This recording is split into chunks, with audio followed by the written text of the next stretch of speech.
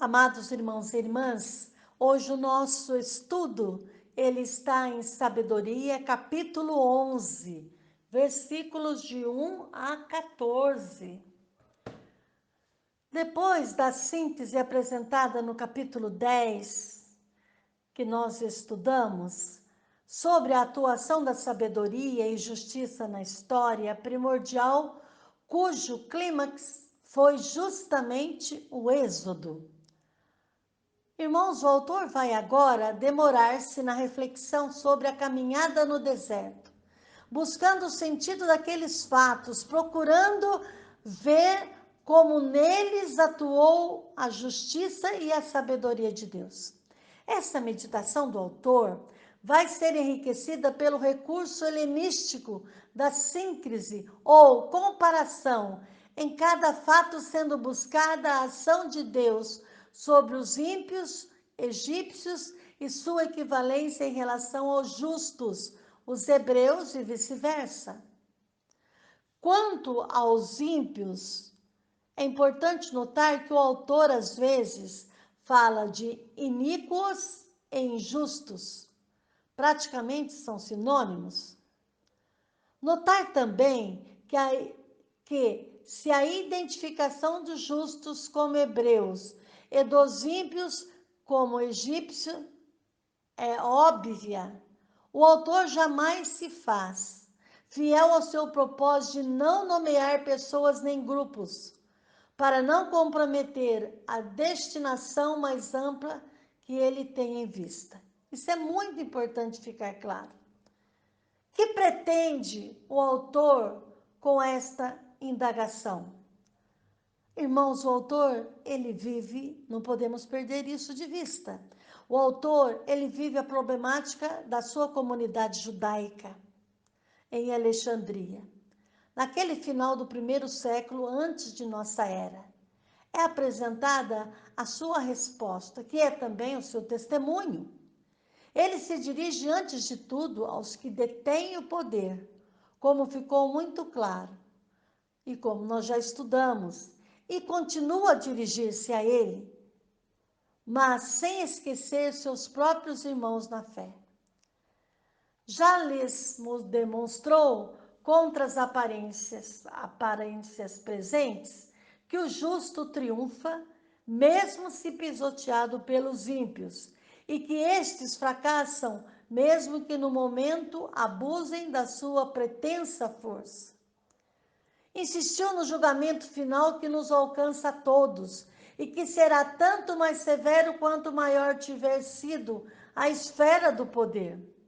Agora, através dos fatos do Êxodo, que o autor interpreta como grande liberdade, com grande liberdade, reconhecendo as outras fontes da tradição, o autor, ele quer demonstrar a mesma eficácia e certeza da justiça de Deus, que atua na história através da sua sabedoria. Por isso, o autor vai analisar, a partir deste capítulo, 5 tipos de episódios, procurando deles tirar a sua lição. São episódios envolvendo a água, os animais, as chuvas, as trevas, a morte. No estudo de hoje, vocês já leram, já fizeram a leitura, espero que várias vezes, isso é muito importante. Então, no estudo de hoje, envolve a água. O autor desenvolve um sistema ternário de contraposição, partindo de dois princípios. Com aquilo com que se peca, com isso mesmo se é castigado. E com aquilo com que os ímpios são castigados, com isso mesmo os justos se beneficiam. Por exemplo, a água. Nela, os egípcios quiseram matar os meninos hebreus. Sua água se transforma em sangue para os hebreus, porém, jorra da rocha água viva. Aqui a água da rocha que beneficia os hebreus. Irmãos, lá no fim do capítulo 19, que ainda vamos estudar, no versículo 1 a 5, diz: a água do Mar Vermelho que submerge os egípcios. Por quê? O primeiro pecado que os egípcios cometeram contra os hebreus foi o decreto do faraó, como vocês já sabem, ordenando afogar na água do rio todo menino que nascesse. Em castigo deste pecado, a primeira praga será justamente o turvamento da água do rio, que se muda em sangue e não pode mais ser bebida, provocando uma sede insuportável. Ora, irmãos, os hebreus também passam sede no deserto, mas de maneira diferente. A sede dos egípcios é castigo, castigo de um rei implacável, enquanto a sede dos hebreus é prova, é correção, é misericórdia, de um pai que admoesta. Isto o autor exprime no princípio, que ele assim formula no versículo 5, o mesmo elemento da natureza que serve ao castigo dos ímpios, presta-se também ao benefício dos justos.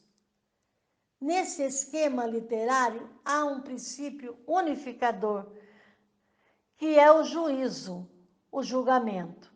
Há um juiz que julga entre justos e ímpios, inocentes e culpados, e aplica um castigo que corresponde à culpa. Tratando-se de um juiz divino, de um juízo divino, uma palavra profética ou proclama. Os governantes que aprendam a julgar, que aprendam a governar como faz o Senhor. Se não o fizerem, sofrerão as consequências. Sofrerão as consequências agora ou então será tarde demais. É importante notar a diferença essencial entre esses juízos históricos e o juízo escatológico. Este, por definição, é inapelável e definitivo, enquanto que os juízos históricos dão tempo para a conversão e a procuram, misturando justiça e clemência, ira e compaixão.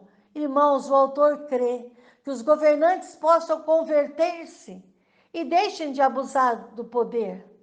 E quanto ao juízo escatológico, não o apresenta como mero consolo de desesperados ou resignados, mas como esperança e ameaça que pode modificar a história.